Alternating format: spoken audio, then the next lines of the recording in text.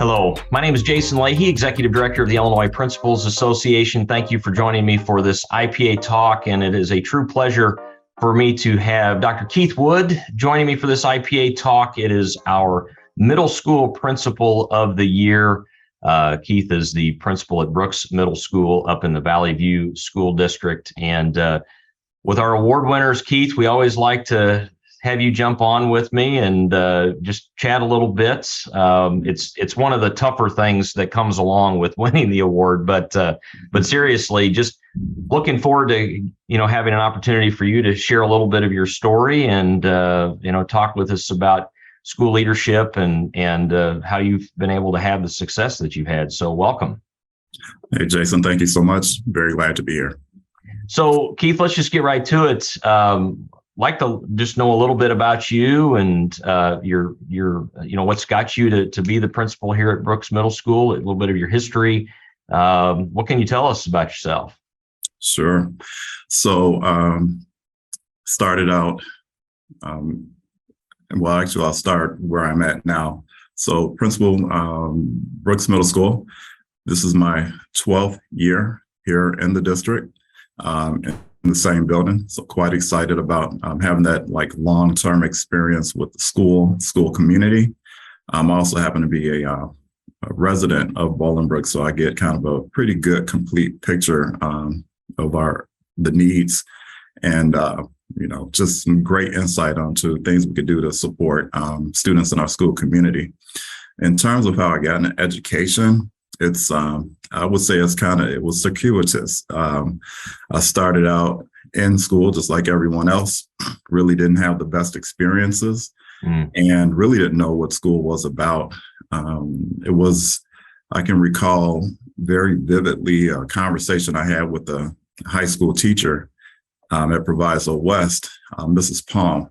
She pulled me to the side one day and she says, "Keith, you have a lot of talent. But it's just being wasted. I mean, there's so much potential within you." And I would like to say that made a difference. In the moment, it did not. It took me many, many more years to really understand what it is she was talking about. So I transitioned to the military right after high school. And it was then that I just really started looking at the way people were treated and the disadvantages and the gaps between people in general. Mm-hmm. And looking at it from more of a socioeconomic perspective. And it really kind of resonated. It's I don't want to continue to be part of a problem. I want to be part of a solution. So what can I do with my life to support others? And it was that moment that I started taking classes and went to junior college, had to start out on a pass-fail basis because my prior academic history wasn't strong enough. Wow. But I was able to get an associate's, get on the dean's list. And from there, I transferred to UIC, started teaching courses, and it just took off from there.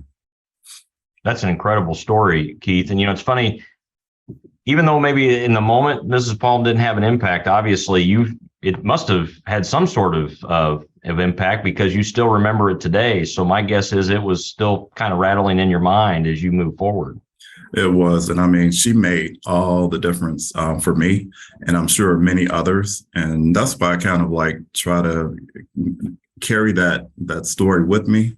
In my day-to-day work, but also try to make sure that my staff or any educator that I come across, make them aware of the impact they have on students on a day-to-day basis. Those words of encouragement, those words of inspiration, even in our most challenging, during our most challenging times, go a long way. Yeah, you bet. So let's talk a little bit about what you have going on at Brooks, Keith. You mentioned being there now 12 years. 12 years in the principal position, or have you had a couple of different positions there? Principal. Yeah. So, we talk a lot about that here at IPA in terms of the importance of length of tenure and that's really necessary in order for school leaders to be able to get anything done. So that stuff will stick, right, and be sustained then, where the research shows we've got lot of school leaders that are moving in and out of positions in 2, 3, 4 year stints. And so when teachers talk about, hey, this too shall pass, it's because the leader is passing on, right? Correct. So can you just speak to your experience there and how maybe the length of time that you've been there at Brooks has allowed for you to really make some good things happen? Sure. And I look at that through a couple of different lenses. I think sometimes that longevity, I mean, it could be good. It could be in the middle or, Sure. Not the best. It depends on, the work that's happening. But I always look at it in terms of like, legacy and not just my work, but the work of others. And, in terms of getting the recognition, I really just think that it's just part of a wider context in terms of families and students, the community that I serve, the district that I work in. So all of those elements are reflective of that. And I think that the longevity, it's supported by building relationships and long-term relationships, really getting to know the needs of the students just through conversations, making connections and forming partnerships with external organizations, being involved in those organizations over an extended length of time really gives me some great insight into, what the student needs are, what the community values are, and use that to like support any initiative that comes down the pike or initiatives that are, born within, our walls. So Keith, one of the things that was, I know in speaking with those that were involved in the selection process, because I sit separate than that as far as that goes when it comes to determining who these state award winners are going to be. And I know one of the conversations with them, one of the strong parts of your application were the building of partnerships within your community. And obviously that relationship building takes time. And I would say, your length of tenure there has definitely helped that. What partnerships that you have going there do you see being particularly impactful for your kids and maybe those that you're most proud of? Sure. There was a couple that kind of like, just rise to the top. One is the connection with Heart Haven. It's an organization that's youth-centered. And essentially what they do is just they support students in the Bolingbrook and Romeoville area. And they work within schools, they work outside of the school to provide. And I think the key word that they use and they describe in their work is a transformative experience for students. And I mean, it connects with me because that's what I try to provide here in the school, transformative experiences so that kids can realize their potential and take the learning, take the experiences that they have with building relationships with others to higher and higher heights. As a matter of fact, our theme this year is soaring to new heights. So with H2O, they're able to provide another layer of support that we are unable to do for whatever reason, and build deeper and more meaningful relationships with students who need it the most. With that, it allows us to further our goals internally when kids are, they're more settled. They feel like they're more supported. So it's kind of like this mutual relationships it's a win-win for both. Yeah, that's great. Well, it sounds like you keeping kids connected, right? And having an emotional attachment to their school is what it seems like that you're working to build there. Yes. And so Ryan Lawrence, the director over at H2O, just does a phenomenal job with, I think, fundraising to support, youth and the community, which again has a positive impact on the work we do here. And it's just a great relationship. Another thing that I'm quite excited about is our new partnership with Will County Health Clinic. It was, I believe, the tail end of last year where it was kind of put out there that there was an opportunity to partner and have an on-site clinic. And one of the things that I've always wanted to do as a building leader, never had the opportunity, was to be what I would call like just full service. Like, how can a school provide every service and need that a student might have? And one of those is physical and mental health support. So Will County reached out, talked to the senior leaders and various other people, pulled in building level administrators and say, hey, this is something we would like to do. Who's interested in partnering? My hand was the first one up. Well, maybe not the first, but it was the strongest. Yeah. Yeah. And so I just like to say we have a fully functioning clinic. We started out, slowly. We're going to build up. We have an opportunity to offer physicals and immunizations to our students initially, and then we're going to expand it based upon parental consent to be able to provide that in-the-moment care for students so that they don't have to leave the building. So what that does for us and our students is it increases that seat time, the academic time, and then it provides immediate in-the-moment support. And it's interesting you bring this up, Keith, and just for some context, today's recording is here September 16th, 2022. And yesterday I happened to be visiting a school in Southern Illinois, Roxana High School. And one of the things that they showed me was their mobile unit.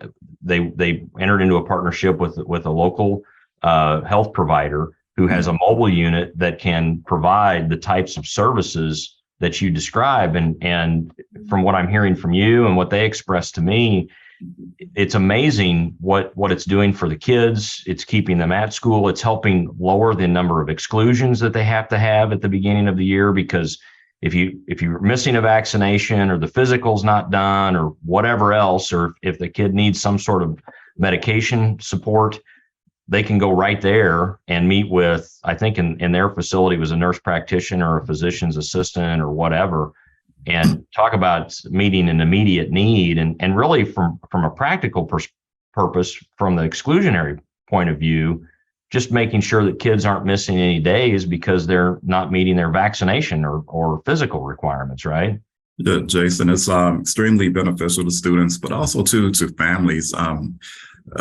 I can't emphasize enough how busy parents are just parenting and, working, right? So anything we can do to take that load off, we're happy to do it. And just an interesting anecdote, we had a curriculum night last night and we had the Will County Health Clinic table set up, and my school nurse helped man the table with them. And she said, we had a parent come up and she was in tears. I'm like, crying? Like, what happened? That was my first thing. What happened? She's just so happy that we have this service available. Yeah, absolutely. Yeah, a lot of needs out there needing to be met. Well, Keith, as you are aware, our theme for this year is being a leader of hope and feeling like, and that theme comes from our current president, Raul Gaston. And I've been here now, this is my 17th year at IPA. And I think I love this theme maybe more than any we've ever had. And we've had some good ones over the years, but it feels really important, for us, to be leading with hope-filled conditions, particularly as we hopefully now are fully transitioning out of the pandemic. And I'm just kind of curious, from your perspective, first, can I just ask how it's going for you at the start of this school year? And then I'll follow up with another question with regards to our theme after that. Just broadly speaking, how are things? Sure. I'll say that my staff did a valiant, it was a valiant effort last year to meet the needs of students who were returning to school. Mm-hmm. And it was a lot of work. And I think you've heard that across the district, across regions, across the state, across the nation. I mean, just it's hard. It's hard. Correct. Yeah. And I will say the opening of this year was refreshing. It was revitalizing. Students and staff and parents, we are back in business, ready to go, super positive. That's awesome. Well, I'm excited about that. So when you think about this notion of being a leader of hope, Keith, from your perspective and obviously your years of good work, what do you think is really important for schools, maybe, or school leaders, maybe from a dispositional side of leadership, that's really important that they be exhibiting to make sure that they're, filling their kids and their learning organizations with a mindset of hope? Because I'm a strong believer it's super important in order for all of us to remain optimistic and move forward. Sure. I mean, we can't ignore the fact that challenges exist, right? Yeah. So I think my senior leadership team, Superintendent Kinder, has done a phenomenal job of making sure that we fully understand what our purpose is, and that's every learner every day. And so when you go into it from the perspective of thinking about what type of environment are we creating, what type of services are we providing, what type of relationships are we building with each and every student, and beyond that, making sure that we see kids as individuals and trying to figure out like what are the barriers to learning, so that we can then in turn, figure out opportunities to just propel that learning, to propel those relationships. So I think leading with hope is something that we have to keep in the forefront of our minds, especially when we're in the day to day. And I mean, at any point in time, anything could happen that could detract you from that mission. But if you keep that center, then the work will be done. Yeah, I love that. I appreciate that. Well, Dr. Keith Wood, thanks for joining me for this IPA talk, just sharing about your story and the good work that you're doing. And I'm hopeful people will want to connect with you and your district there about what you're doing to really provide these nice wraparound services for your students. I see that being something we need to be looking at more broadly across the board, and is a true help for our kids. So thanks for being with me. And I'm always looking forward to opportunities to connect and network with people. And I think that's another thing that I would add. Definitely reach out, network, and, just get ideas, because, you don't have to know everything or have a solution for every problem. Sometimes the answer is within the room and among the people that you meet and work with. So I'm definitely available and open for it. And Jason, thank you for this opportunity, this time to talk about the good work and just education in general. Yeah, my pleasure, for sure. Yeah, the job's too big. We definitely don't know all the answers, right? There's too much going on there. Well, Dr. Keith Wood, Middle School Principal of the Year this year for the state of Illinois from Brooks Middle School in the Valley View School District. Also, just would be remiss, thank you for your leadership on our Diversity and Equity Committee here with IPA 2. Grateful for that. We've got a lot of good things going with your help and the help of the committee and our chair, Denise Gamble. So my name is Jason Leahy, Executive Director of the Illinois Principals Association. As always, if there's anything IPA can do for you, be sure to check us out on the web at www.ilprincipals.org or give us a call. Take care.